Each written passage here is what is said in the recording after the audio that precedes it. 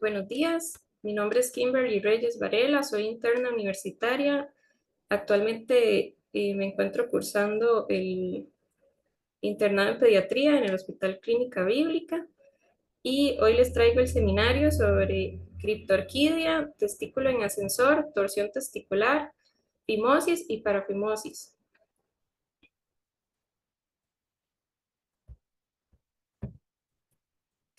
En cuanto al cronograma, vamos a hablar en cuanto a estas patologías, lo que es la definición, epidemiología, su fisiopatología, las manifestaciones clínicas, cómo hacemos el diagnóstico, el tratamiento, algunas complicaciones y el pronóstico. Vamos a empezar hablando de las criptorquidias. La criptorquidia es la anomalía genital más común en el recién nacido varón y a pesar de que su evaluación y tratamiento han progresado conforme ha avanzado el tiempo, todavía hay muchas controversias al respecto. Es importante que siempre que en todo niño, a la hora de hacer el examen físico genital, busquemos la presencia de las gónadas en el escroto y cuando haya una ausencia debemos tratarlo de distinguir si la anomalía es unilateral o bilateral y ya definir con mayor precisión la posición de estas para distinguirla si estamos ante un testículo criptorquídico, un ectópico o un testículo retráctil. El tratamiento puede ser hormonal o quirúrgico. Este último no se recomienda antes del año de edad. La terapia actualmente más exitosa. Y por otro lado, el manejo precoz de la criptorquidia, sobre todo antes de los 18 meses, va a ser crucial en la evolución de las gónadas en cuanto al desarrollo, el riesgo de torsión y probabilidad de desarrollo de tumores. El tratamiento, aunque logra reducir, no evita de todas las complicaciones que vamos a tener a largo plazo, que podrían ser riesgo de torsión y algunas probabilidades de desarrollo de tumores que los vamos a ver más adelante. Entonces, ¿qué es una criptorquidia? Se define como la ausencia del testículo en su posición escrotal normal. Generalmente el descenso del testículo va a ser incompleto, pero es importante que va a estar dentro del trayecto normal hacia el escroto. Comprende desde la ausencia congénita del teste, así como el mal descenso testicular. La región inguinal es la zona más frecuente donde se encuentran los no descendidos. Puede ser unilateral. Hay un leve predominio del lado derecho, se dice que de un 85%, o bilateral en el 10% de los casos. Hay que hacer distinción con ectopia testicular, que el testículo igualmente va a estar en una posición anormal, pero va a estar fuera del trayecto habitual hacia el descenso del escroto. Entonces podemos encontrarlo desde en región femoral, región perineal, región abdominal o transversa. En cuanto a la epidemiología, aparece en un 3% de los recién nacidos a término y esa cifra se eleva hasta un 33 o un 45% en pacientes prematuros o pacientes con peso inferior a los 2.500 gramos al nacimiento. La mayoría de estos van a descender en los primeros 6 meses de vida, haciendo que la incidencia de la criptorquidia al año de edad disminuya hasta un 1%. El descenso espontáneo va a ser ya muy poco probable que ocurra después del año de vida. Dentro de las criptorquidias, el 80% de los testes van a ser palpables y el 20% van a ser no palpables. Cabe mencionar una situación diferente que es la criptorquidia adquirida, que este es cuando el testículo va a estar desde el nacimiento situado en el escroto, pero conforme va ocurriendo la primera parte de la infancia, se va quedando fuera del escroto a lo largo de los años y se dice que se ha cifrado en un 2% de los casos. La criptorquidia puede presentarse asociada con otras anomalías urológicas como las hipospadias o válvulas de uretra posterior, defectos del tubo neural como parálisis cerebral, y también las vamos a encontrar formando parte de algunos síndromes como el síndrome de Prader-Willi, Prader-Willi y el de Kalman. Entonces, para entender un poco la patología, hay que devolvernos hasta donde inicia toda, hacia la embriología. Entonces, para que se forme el testículo y este descienda, va a depender de varios factores, desde endocrinos, paracrinos, mecánicos y de crecimiento. El testículo se va a iniciar a formar a partir de la cresta gonadal, más o menos en la semana 6 y 7. Se va a formar en lo que es el retroperitoneo y va a constar de dos fases, desde que se forma hasta que migra hacia el escroto. Vamos a tener primero la fase transabdominal y luego la inguinoscrotal. En la fase transabdominal, el testículo, acá podemos ver en la imagen, va a estar anclado por el gobernáculo testis, y luego el factor insulinosímil 3, perdón, que va a producirse por las células de Leydig, se va a unir a algunos receptores que se encuentran en el gobernáculo, y esto va a generar un aumento del tamaño del gobernáculo.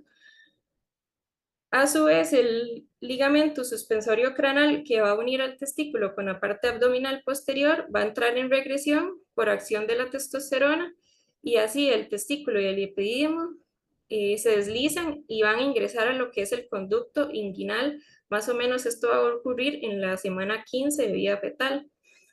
Ya en la segunda fase, en la fase inguinoescrotal, esta va a ser dependiente sobre todo de andrógenos, y el testículo va a descender a través del conducto inguinal hasta su posición definitiva en el fondo escrotal, guiado por este gubernáculo, y esta fase se completa en más del 90% de los fetos, sobre todo en la semana 35 de gestación. Y ya una vez que el testículo se ha localizado en la base del escroto, el gubernáculo se va a fibrosar y la conexión peritoneal se cierra. En cuanto a la etiología, en gran parte los casos de criptorquidia se presentan como una manifestación única o dentro de un cuadro clínico del paciente, y aunque puede estar presente en el cuadro clínico de diferentes entidades, su etiología y patogenia son, pero se van a describir algunos factores de riesgo que pueden estar asociados. Entre los factores de riesgo del feto, tenemos la prematuridad, el peso menor a 2.500 gramos, pequeño para edad gestacional, el crecimiento, la restricción de crecimiento intrauterino, la insuficiencia placentaria, y en caso de la madre, madres diabéticas que consumen tabaco durante el embarazo o alcohol, y se dice también que cafeína, y la exposición a talanos, herbicidas, pesticidas y algunos aditivos. Y además se han descrito algunos factores genéticos como las delecciones en estos genes que tenemos acá.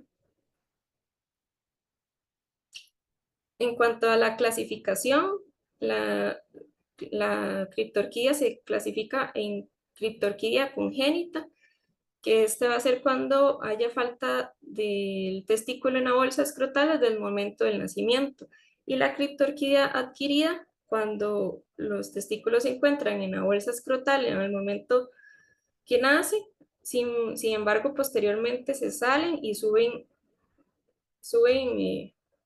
a otras partes del escroto, y estos se clasifican también como ascendentes o en ascensor. En cuanto al diagnóstico, esto se suele diagnosticar de forma clínica, por lo tanto es importante llevar una anamnesis y una exploración física adecuada. En cuanto a la anamnesis, se debe considerar si hubo un cambio en el tamaño de los testes, si hay presencia de masas inguinales o escrotales. También debemos conocer los antecedentes obstétricos o antecedentes en la familia de Cryptorchidea. En cuanto a la exploración física, se debe palpar muy bien la región escrotal e inguinal, debido a que explorar y palpar estas áreas son vitales para diagnosticar al teste como criptorquídeo. Para explorar al paciente, el paciente debe estar tranquilo, debe estar en decúbito supino, en, en cuclillas con las piernas abiertas, porque en esta posición se va a aumentar la presión intraabdominal y así va a facilitar que el testículo descienda hacia el trayecto inguinal. Luego debemos ubicar el cordón espermático, asegurarnos de que se fije bien al trayecto inguinal y realizar posteriormente el descenso. ¿Y qué pasa si no conseguimos la palpación? Entonces, puede ser que el testículo esté ausente congénitamente o que no haya descendido. En estos casos, podemos utilizar la laparoscopía porque va a ser útil para el diagnóstico, así como la terapéutica. Y los estudios de imagen se dicen que no son útiles para diagnosticar esta patología porque no son suficientemente sensibles ni específicos. En cuanto al tratamiento, se recomienda realizar una orquidopexia entre los 12 y 18 meses, ya que la probabilidad de que descienda espontáneamente a partir del año es casi que nula. Esta cirugía, si la hacemos precozmente, va a reducir el riesgo de torsión testicular, va a facilitar la exploración testicular, mejora la función endocrinológica del testículo, disminuye el riesgo de malignización y confiere ya un aspecto normal al escroto. En los casos en los que los testículos no son palpables, el manejo es distinto, ya que, como les mencioné, se debe realizar una laparoscopía y acá vamos a establecer diferentes situaciones. El primero es que el testículo está ausente, que también se conoce como testículo evanescente. Acá vamos a tener que, explorando la zona abdominal, no se va a encontrar el testículo. Eh, Normalmente podemos ver la estructura del cordón espermático, que cada vez se va haciendo más fina hasta que se desaparece. Ya en el segundo caso tenemos el testículo atrófico intraabdominal, donde a la exploración intraabdominal se va a encontrar un testículo en condiciones anormales, que es pequeño y que posee rasgos displásicos. En estos casos se recomienda extirparlo, ya que el pronóstico es muy malo y posee una probabilidad de un 5% de malignizarse. Y el tercer caso es el testículo intraabdominal de apariencia viable, que se descubre que el testículo va a tener características normales y lo que se hace es descenderlo y fijarlo a la bolsa escrotal. Aquí les traigo un video con un resumen más o menos de lo que he hablado y cómo se realiza el tratamiento quirúrgico en estos casos.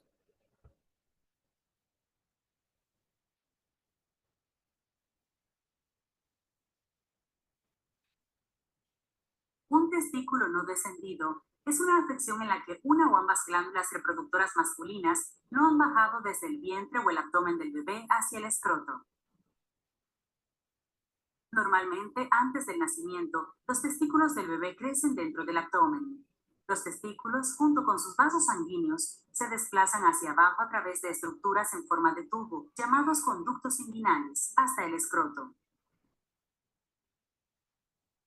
A veces, por razones desconocidas, uno o ambos testículos no bajan hacia el escroto antes del nacimiento.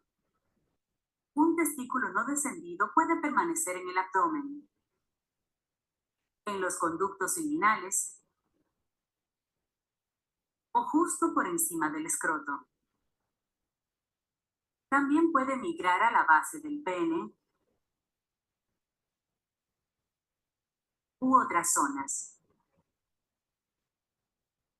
La mitad de las veces, los testículos descienden al escroto en los 90 días posteriores al nacimiento. Pero si no descienden, esa persona puede tener problemas para procrear cuando sea adulto. También puede aumentar el riesgo de presentar cáncer testicular. Los testículos no descendidos a menudo requieren una operación llamada orquiopexia. El procedimiento se recomienda durante el primer año después del nacimiento. Si el testículo del bebé está dentro o debajo del conducto inguinal, se puede realizar una cirugía abierta. Para comenzar, el cirujano hará una pequeña incisión en la ingle. El testículo se liberará de algunos de los tejidos circundantes. El cirujano hará una segunda incisión en el escroto. El testículo, junto con sus vasos sanguíneos, se hará bajar al escroto, donde unos puntos de sutura lo mantendrán en su lugar. Por último, las incisiones se cerrarán con puntos de sutura. Si el testículo se encuentra en el abdomen, se puede realizar una orquiopexia laparoscópica. Para comenzar, el cirujano hará 2 o 3 pequeñas incisiones en el abdomen del bebé. A través de estas incisiones se insertarán unos pequeños tubos para una cámara e instrumentos quirúrgicos. El cirujano utilizará los instrumentos para liberar el testículo de parte del tejido circundante. Luego, se hará otra incisión en la parte inferior del escroto. El cirujano insertará un instrumento en esta incisión para alcanzar el testículo y tirar de este hacia abajo en el escroto. Unos puntos de sutura mantendrán el testículo en su posición dentro del escroto. Por último, las incisiones se cerrarán con pegamento cutáneo o cinta adhesiva. A veces, los vasos sanguíneos que van a un testículo no descendido no son lo suficientemente largos para permitir que el testículo baje al escroto. En este caso, el bebé puede necesitar 2 procedimientos quirúrgicos. Durante el primer procedimiento, se atarán algunos de los vasos sanguíneos más cortos. Con el paso del tiempo, otros vasos sanguíneos se encargarán de suministrar sangre al testículo. Luego, en el segundo procedimiento, el cirujano dividirá los vasos sanguíneos más cortos, que ya no son necesarios, y se bajará el testículo hasta el escroto. Unos puntos de sutura mantendrán el testículo en su posición dentro del escroto. Para obtener más información sobre los procedimientos de orquiopexia, hable con su médico.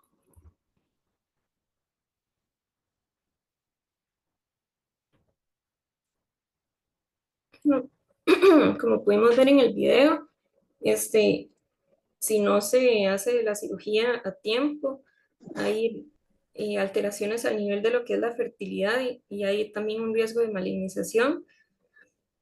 En cuanto al pronóstico, hablando de la fertilidad, la tasa de infertilidad de los pacientes con antecedentes de criptorquía unilateral es comparable a la población general en un 10%. Sin embargo, cuando la criptorquidia es bilateral, la tasa de infertilidad es superior. La infertilidad también va a aumentar dependiendo de la posición del testículo. Entre más alto esté, hay más riesgo. Los pacientes con los testículos a nivel intraabdominal tienen más tasas de infertilidad que los pacientes que lo tienen a nivel inguinal. En cuanto al riesgo de malignización, la criptorquidia incrementa el riesgo de presentar un tumor testicular en la edad adulta en una proporción un poco clara hasta el momento, pero se dice que de 2 a 8 veces más que en la población general. El tumor más frecuente que se va a desarrollar es el seminoma. Sin embargo, en los tumores aparecidos sobre testes criptorquídicos adecuadamente tratados mediante la cirugía que vimos anteriormente, independientemente de su localización original, son predominantemente tumores de células germinales no seminomatosas.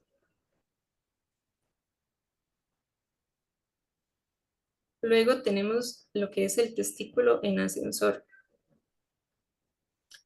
El testículo en ascensor, o también conocido como testículo retráctil, es una de las principales etiologías del testículo no descendido.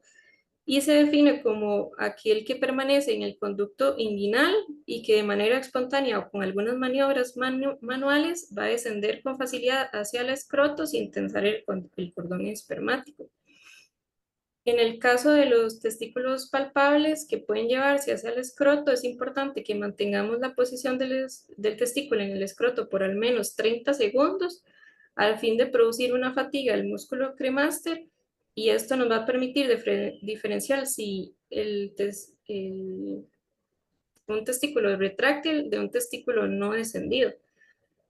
La mayoría de estos casos se suelen resolver de manera espontánea a medida de que el niño va creciendo.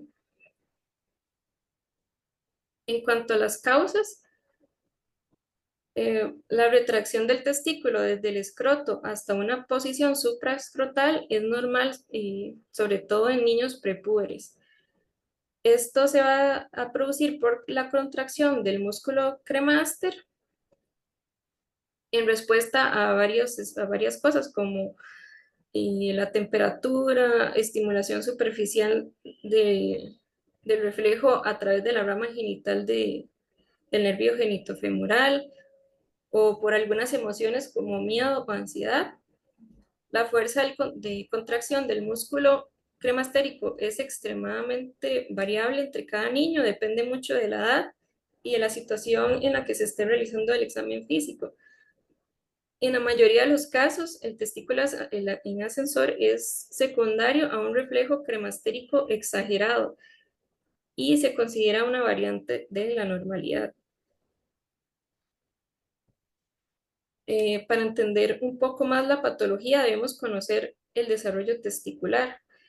A nivel de los recién nacidos, se dice que hay un aumento de la testosterona entre el día 10 y 90 de vida, entonces los testículos van a ser relativamente grandes. En estos casos, el reflejo cremastérico va a ser débil, por lo tanto es poco frecuente que a esta edad haya un testículo retráctil. Ya en la infancia, por ahí entre los 5 a los 10 años, el testículo no ha cambiado significativamente desde el nacimiento, pero el reflejo cremastérico va a ser más fuerte, lo que va a provocar una tendencia a retraerse fuera del escroto. Y ya en la pubertad, eh, los testículos se agrandan y el peso testicular y la fuerza cremastérica otra vez invierte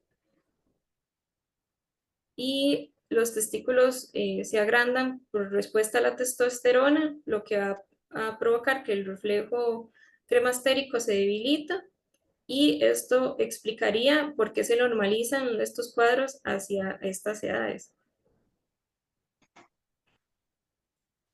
En cuanto al diagnóstico, se realiza mediante un examen físico adecuado y bajo condiciones óptimas. Hay que explicarle al niño y a la familia cómo se va a realizar el examen. Es importante que en el lugar haya un ambiente con temperatura cálida. Vamos a poner al paciente en decúbito supino, seguido de una inspección con las piernas cruzadas o en posición de indio para abolir lo que es la acción de los músculos abdominales. Si los testículos no están espontáneamente en el escroto, entonces se deben extraer de la ingle con una mano y palpar con la otra. Y una vez que ya estén en la base del escroto, lo debemos mantener por al menos 30 segundos en esa posición.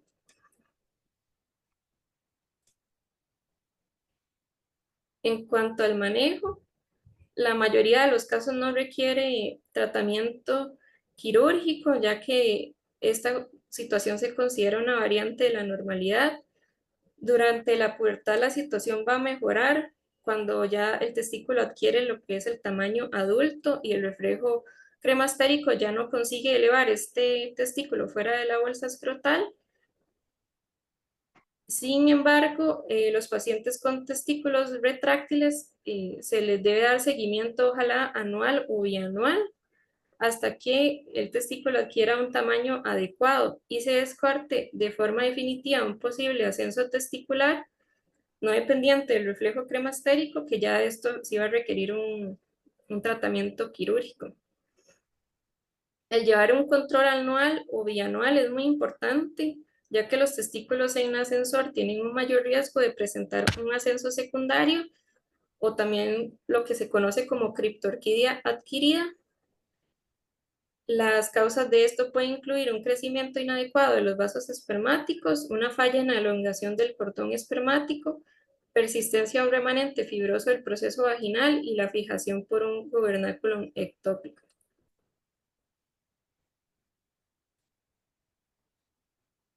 Luego, para hablar un poco sobre torsión testicular, la torsión testicular es una urgencia urológica que requiere un tratamiento urgente porque hay un riesgo de perder el testículo si no se atiende con prontitud. Se dice que su incidencia es de 1 a 4.000 hombres de 1 en 4.000 hombres menores de 25 años. La torsión testicular es una verdadera urgencia urológica con una presentación bimodal en relación a la edad. La torsión testicular perinatal se presenta con una masa escrotal dura, sensible o no sensible, generalmente con una coloración oscura en la piel. Y la torsión testicular peripuberal se manifiesta con dolor testicular agudo, severo, vómitos y con frecuencia irradiación del dolor en el área inguinal. El testículo se encuentra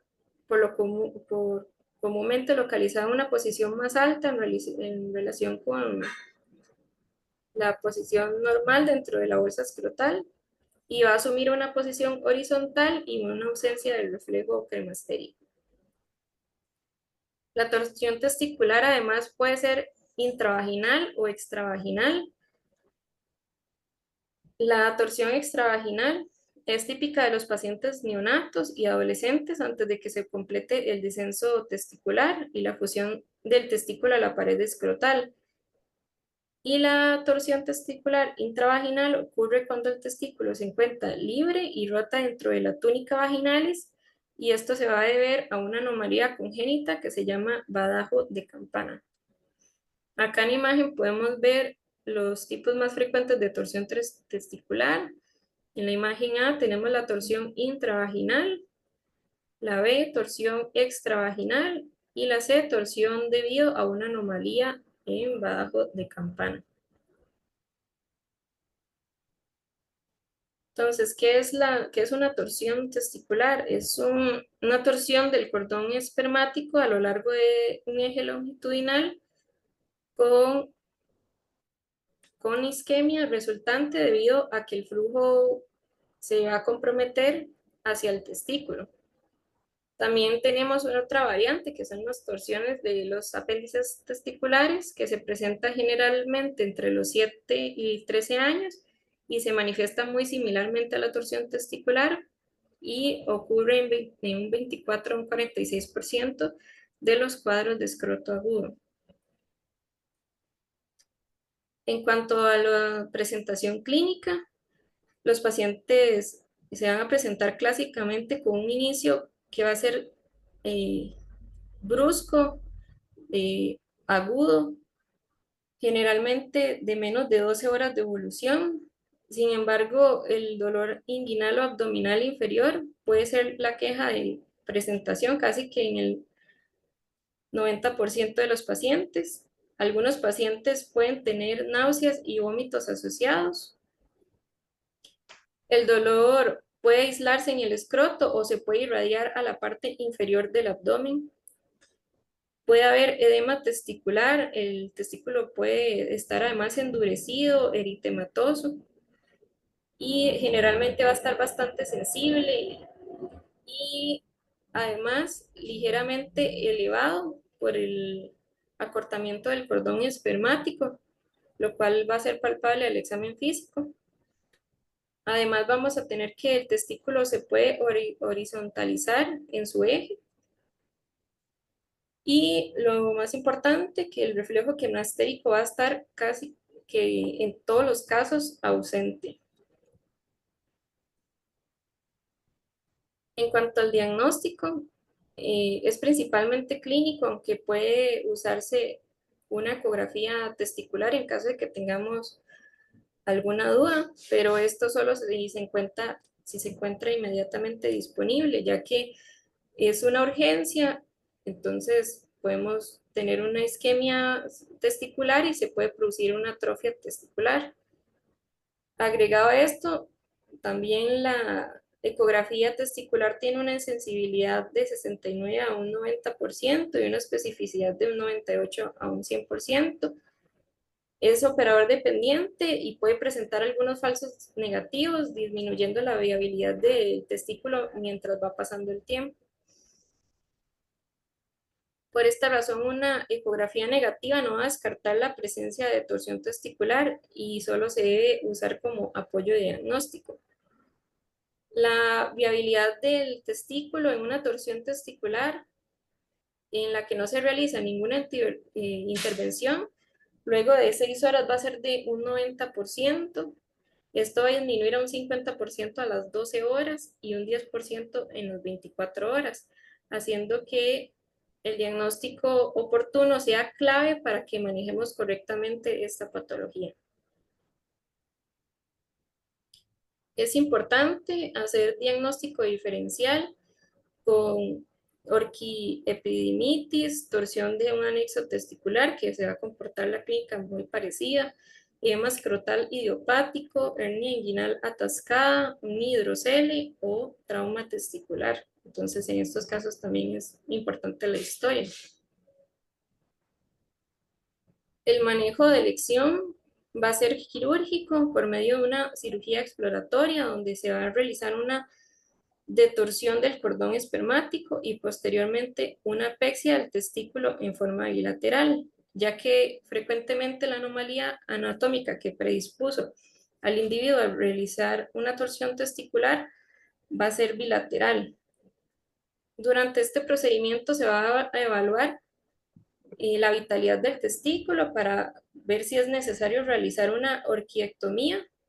Para esto vamos a observar el color de la gónada, al recuperar la circulación normal, que debería ya volver a su color natural en caso de estar vital. Dentro de los procedimientos también se describe la detorsión manual, que esto es hacer una rotación lateral del testículo para resolver la torsión, ya que generalmente la torsión se va a hacer hacia medial, pero esto se hace de forma preoperatoria y no reemplaza lo que es la intervención quirúrgica posterior. Acá les traigo un video donde podemos ver la forma en que se realiza este procedimiento quirúrgico.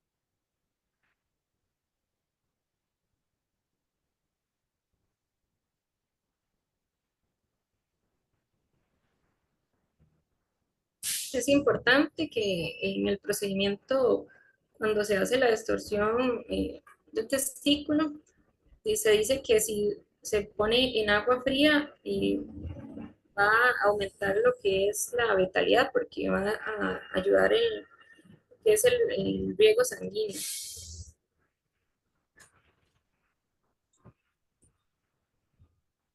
Luego tenemos lo que es la fimosis y la parafimosis. La fimosis se conoce como la dificultad de retraer el prepucio por un estrechamiento del orificio del prepucio o adherencias entre el prepucio y el glande que no permiten que el glande sea expuesto.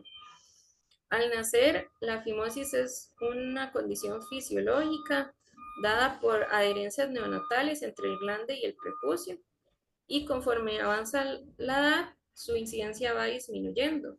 Por ejemplo, en el 90% de los niños menores de 6 meses hay una fimosis fisiológica, mientras que a los 2 años lo presentan un 50%, a los 5 años un 10% y finalmente en adolescencia mayores de 16 años la incidencia es solo de un 1%.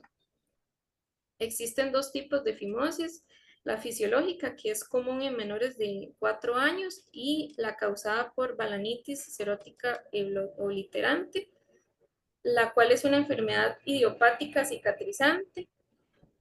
Esta última tiene una incidencia estable durante toda la vida, siendo más común durante la tercera década y muy rara en niños menores de 5 años. Entonces, para entender esta patología hay que ver cómo es que se desarrolla el prepucio. Entonces, durante la semana 8 o 9 de gestación se comienza a formar el prepucio, que se va a desarrollar como un pliegue epitelial que crece hacia adentro desde la base del glande. Ya en la semana 16 se termina el desarrollo del prepucio y va a encerrar el glande y ambos van a tener un revestimiento epitelial continuo, por lo que esas adherencias prepuciales son parte del desarrollo normal en esta etapa y posteriormente existe un proceso de descamación para que ocurra la separación y se forme ya propiamente el saco prepucial, que acá tenemos una imagen donde se va ya separando las capas. En cuanto a su clasificación, se clasifican en grado 1 cuando el prepucio se retrae completamente, como acá en imagen, y posee un anillo fibrótico en el borde del mismo. Grado 2 cuando no es posible retraer el prepucio por completo, por lo que el glande va a tener una exposición parcial.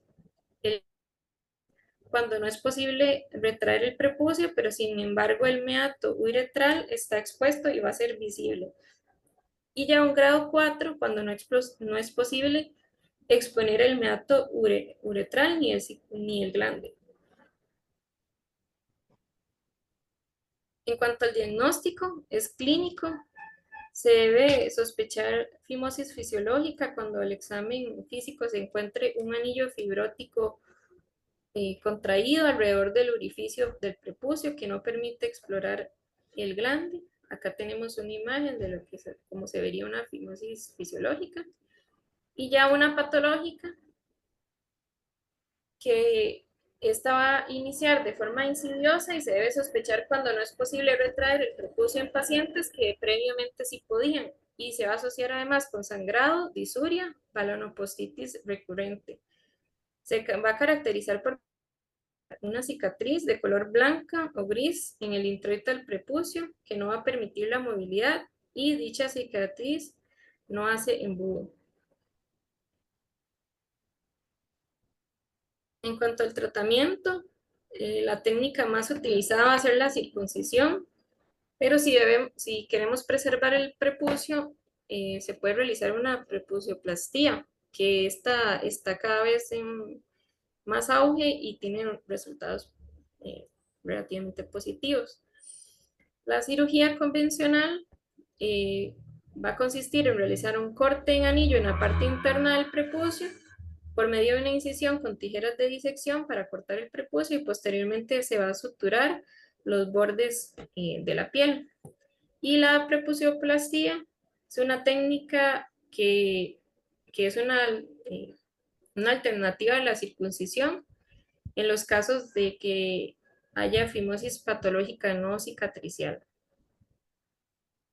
Entonces aquí sería lo que tenemos una imagen de lo que sería una prepucioplastía, que se va a hacer una incisión acá, y igualmente vamos a conservar a preservar lo que es el prepucio. No se retira del todo como en la circuncisión. También está lo que es el tratamiento conservador. A menudo no va a requerir tratamiento, muchos niños van a resolver de forma espontánea, entonces se le debe indicar al niño o a los cuidadores que retraigan el prepucio cada vez que orine o mientras se baña, para que este con el tiempo se vaya volviendo más retráctil. Es importante que la retracción debe ser hasta donde se encuentre la estenosis y debe mantenerse por al menos 1 minuto y realizarse varias veces durante el día. También se ha descrito el uso de esteroides tópicos en el anillo fimótico, como la betametasona al 0,05%, 2 veces al día durante 4 a 8 semanas, que esto va a ayudar a acelerar el proceso natural de tracción del prepucio, o se pueden usar otros corticoides tópicos como la triamcinolona al 0,5% y el propionato de fluticasona al 0,05%. En cuanto al pronóstico, se dice que puede aumentar el riesgo de procesos infecciosos en el tracto urinario por la retención urinaria que va a provocar. También va a aumentar la incidencia de balanopostitis y cáncer de pene por la inflamación asociada.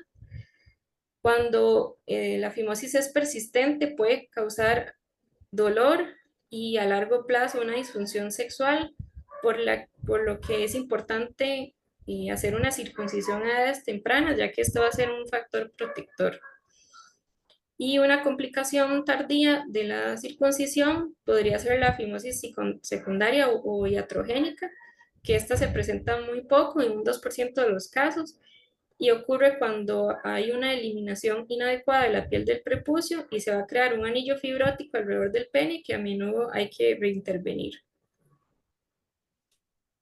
Luego tenemos la parafimosis, que en estos casos va a ser un atrapamiento del prepucio por detrás de la corona del glande en hombres no circuncidados. Se considera también una emergencia urológica porque esto nos puede llevar a una necrosis del glande y se debe se debe a diferentes causas, entre ellas a una fimosis parcial o completa, posterior a una balanopostitis, a un cateterismo vesical o una citoscopía, por traumas en el pene o por una manipulación mal hecha en el niño o en sus cuidadores. En cuanto al diagnóstico, es clínico, siempre debemos preguntar por algún antecedente de cateterismo o instrumentación o procedimientos previos como una circuncisión. Al examen físico vamos a observar que hay edema y congestión del prepucio y del glande. Y si ya existe isquemia a nivel del glande, el color de la piel va a variar, podría ser azul, morado e incluso negro. En cuanto a la clínica, es muy típico que sea un dolor agudo, que haya eritema y edema del glande y del prepucio debido a la constricción que causa el prepucio fimótico. Es frecuente además encontrar una banda constrictiva que nos va a impedir la reducción manual y se debe hacer diagnóstico diferencial con balanitis, angioedema agudo, picadores de insectos, dermatitis alérgica de contacto, anasarca y celulitis. En cuanto al tratamiento, de las cosas más importantes, controlar el dolor y reducir el prepucio sobre el glande. Se puede hacer una reducción manual siempre y cuando la parafimosis sea leve y no complicada. Ya en complicadas lo mejor sería utilizar anestesia local con bloqueo a nivel dorsal del pene. Se puede inyectar hialuronidasa directamente en el prepucio edematoso para resolver el edema y así podemos hacer una reducción manual de forma más sencilla. También se dice que aplicar azúcar granulada de manera tópica en el glande o colocar una gasa empapada con manitol al 20% durante al menos 30 a 45 minutos también son otras técnicas que han demostrado reducir el edema. Y cuando la parafimosis ya se asocia a necrosis del pene, obstrucción urinaria completa, o ya cuando hacemos la técnica de erección manual, esta falla, entonces ya debería ser valorado inmediatamente por urología o cirugía. Y se recomienda una circuncisión en pacientes con parafimosis significativa. En cuanto al pronóstico en estos casos, si es diagnosticada y tratada a tiempo, su pronóstico va a ser bastante bueno.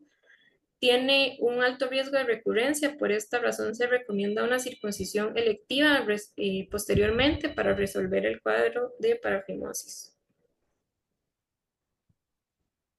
Esta es la bibliografía que utilicé y muchas gracias por su atención.